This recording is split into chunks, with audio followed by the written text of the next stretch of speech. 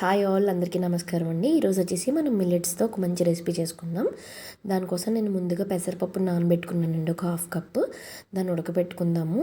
ఇవి వచ్చేసి మిల్లెట్స్ అండి. నేను ముందు రోజు నైటే నానబెట్టుకున్నాను. దానివల్ల దీంట్లో ఉన్న ఫైబర్ కరెక్ట్గా మనకు అందుద్ది. సో ఈ పప్పులో నేను ఒక 2 పచ్చిమిర్చి వేసుకుని ఉడకబెట్టుకున్నానండి. ఈ పప్పు అనేది ఉడికిపోయింది, ఆల్మోస్ట్ 80% ఉడికింది. ఇప్పుడు నేను ఈ నానబెట్టుకున్న మిల్లెట్స్ వాటర్తో కలిపి వేసేస్తున్నానండి. ఇది ఉడికించుకుందాము. అలాగే ఇది కొంచెం ఉడికిన తర్వాత నేను ఆల్రెడీ ఉడకబెట్టుకున్న పచ్చి బఠానీ వేసుకుంటున్నానండి. ఒకవేళ మీరు ఉడకబెట్టుకోకపోతే పప్పుతో పాటు వేసి ఉడకబెట్టేసుకోవచ్చండి మిల్లెట్స్. దీన్ని మనం ప్లేట్ చక్కగా యాటవాలి కంటే కొంచెం ఓపెన్లో పెట్టేసి మనం ఏదైనా పని చేసుకున్న వాళ్ళకి అది ఉడికిపోతుందండి.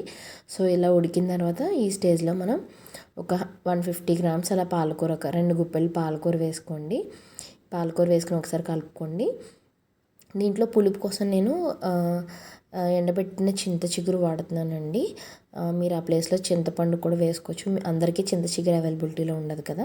సో మీరు కొంచెం చింతపండుని నానబెట్టుకుని ఆ రసం కూడా వేసుకోండి పులుపు కోసం.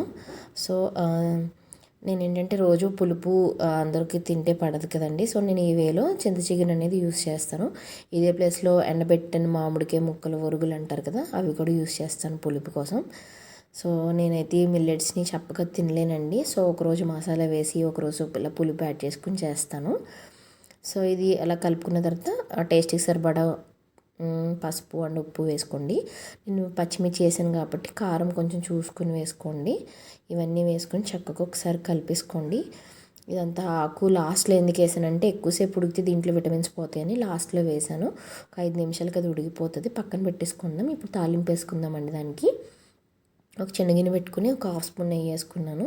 కొంచెం ఆవాలు, జీలకర్ర, అలాగే వెల్లుల్లిపాయలు, ఒక ఎండుమిర్చి చిన్న చిన్న ముక్కలుగా కట్ చేసుకుని వేసుకున్నాను. అలాగే కరివేపాకు వేసుకుని చక్కగా వేపేసుకుందామని వేపుకున్న దాన్ని తీసుకెళ్ళేసి మనం ఆల్రెడీ ఉడకబెట్టుకున్నాం కదండి మిల్లెట్ పప్పన్నం, దాంట్లో వేసి కలిపేసుకుందామండి. చాలా ఫ్లేవర్ఫుల్గా ఉంటుంది తాలింపు వేసుకుంటాం వల్ల. అండ్ నెయ్యి కూడా వేసాం కాబట్టి చాలా యూస్ఫుల్ ఉంటుంది. మీరు నెయ్యి ఇష్టం లేకపోతే ఆయిల్తో కూడా వేసుకోనండి. అంతేనండి. Thank you for watching.